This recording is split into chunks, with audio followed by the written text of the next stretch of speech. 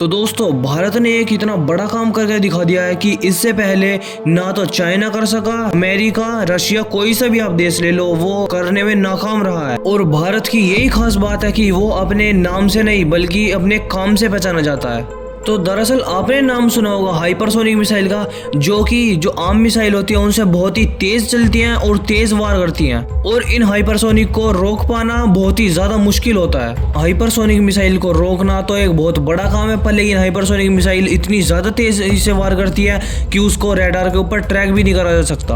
और इस चीज का सबसे बड़ा कारण होता है इनकी स्पीड, जो कि 5 से लेकर 10 मैक के बीच में होती है। यानी कि अगर मैं 5 मैक बोलता हूँ तो आवाज को आप 5 गुना कर दो उतनी तेज, और अगर मैं 10 मैक बोलता हूँ तो आवाज की रफ्तार से 10 गुना तेज।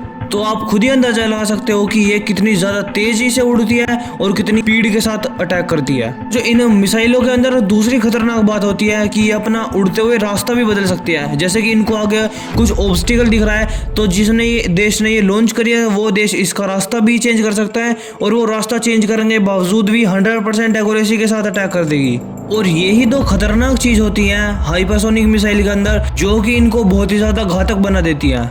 और जो आज के टाइम पे भारत ने कारनामा कर दिखाया है वो इन दोनों मिसाइल, यानी कि आप एक हाइपरसोनिक मिसाइल का कॉम्बो ले लीजिए और दुनिया का नंबर 1 एयर डिफेंस यानी कि S-400, या फिर जैसा अमेरिका का पास थर्ड है, यानी कि नंबर 1 एयर डिफेंस सिस्टम के अंदर अगर आप हाइपरसोनिक मिसाइल को डाल दोगे और उसके बाद कोई भी तुम्हारे देश के ऊपर अटैक करेगा तो वो हाइपरसोनिक अटैक के लिए यूज नहीं होगी बल्कि आपके डिफेंस के लिए यूज होगी। और जो भी एरोप्लेन या फिर किसी भी मिसाइल को ये हाइपरसोनिक मिसाइल हिट करेगी उसको पता भी नहीं चलेगा कि इधर से मिसाइल आके और उनको हिट भी करके चले गई। और ऐसे ही कुछ आज के टाइम पे भारतीय वैज्ञानिकों ने बना के दिखा दिया है, और इस हथियार का नाम है PGLR-SM। और ये हथियार बहुत ही ज्यादा कारगर साबित होने वाला है, पाकिस्तान हो या फिर चाइना, कोई भी देश हो। और आप सोच रहे होंगे कि इस हथियार की पहले तो कभी न्यूज नहीं आई, ये अचानक से न्यूज क्यों आ रही है। तो मैं आपको बता दूं ये भारत का एक बहुत ही ज्यादा सीक्रेट प्रोजेक्ट था जिसके ऊपर भारतीय वैज्ञानिक बहुत लंबे टाइम से काम कर रहे थे। और आज के टाइम पे भारतीय नौसेना ने ये इन्फॉर्मेशन जारी करी है कि ये जो PGLR-SM एयर डिफेंस सिस्टम है ये एक मीडियम रेंज का एयर डिफेंस सिस्टम होगा, और इसके अंदर 3 इंटरसेप्टर होंगे जो कि 150, 250 और 350 किलोमीटर की रेंज के होंगे।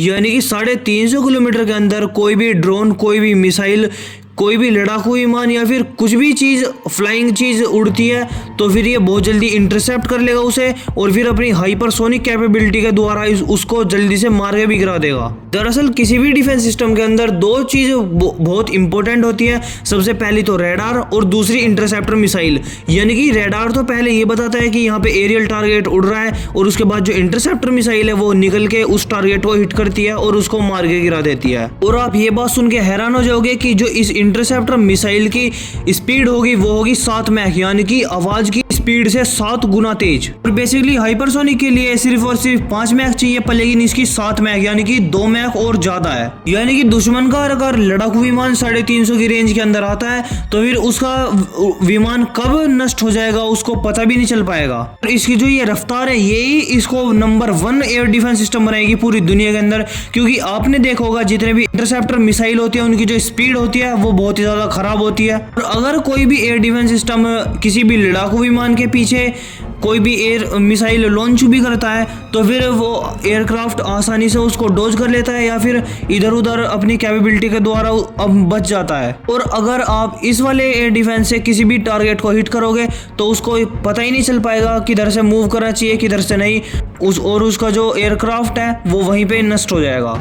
और जो लड़ाकू विमान के अंदर पायलट बैठा होगा उसके रडार पे आएगा तो कि कोई भी मिसाइल तुम्हारी तरफ लॉन्च हुई है, पर लेकिन उसको ये पता नहीं चल पाएगा कि उसको मूव कैसे करना चाहिए, क्योंकि वो इतनी स्पीड से हिट करेगी उसे कि उसको सोचने का मौका ही नहीं मिलेगा। और अब कुछ ऐसी रिपोर्ट भी निकल के आ रही है कि इस साल के एंडिंग तक इस डिफेंस सिस्टम का ट्रायल भी स्टार्ट हो जाएगा। यानी कि इस एयर डिफेंस सिस्टम की टेस्टिंग स्टार्ट हो जाएगी और फिर 1 या फिर 2-3 साल के बाद इसको हम अपनी मिलिट्री के अंदर भी शामिल कर लेंगे। और आज के टाइम पे जितना भारतीय नौसेना इंटरेस्टेड है उससे डबल गुना भारतीय वायुसेना इंटरेस्टेड है इस डिफेंस सिस्टम को लेने के लिए। भारत के इस एयर डिफेंस सिस्टम में चाइना और पाकिस्तान की जो डील होने वाली है 16 लड़ाकू विमान की उनके 5th जनरेशन के फाइटर जेट की, उसके ऊपर भी पानी फिरा दिया है। क्योंकि पाकिस्तान एक टाइम पे ये बोल रहा था भारत से कि हम 5th जनरेशन का फाइटर जेट ले लेंगे, भारत के ऊपर अगर अटैक भी करते हैं तो भारत को पता ही नहीं चल पाएगा। क्योंकि 5th जनरेशन के फाइटर जेट स्टेल्थ कैपेबिलिटी के साथ आते हैं और उनको ट्रैक कर पाना बहुत मुश्किल होता है। और आपको भी पता है, मुझे भी पता है कि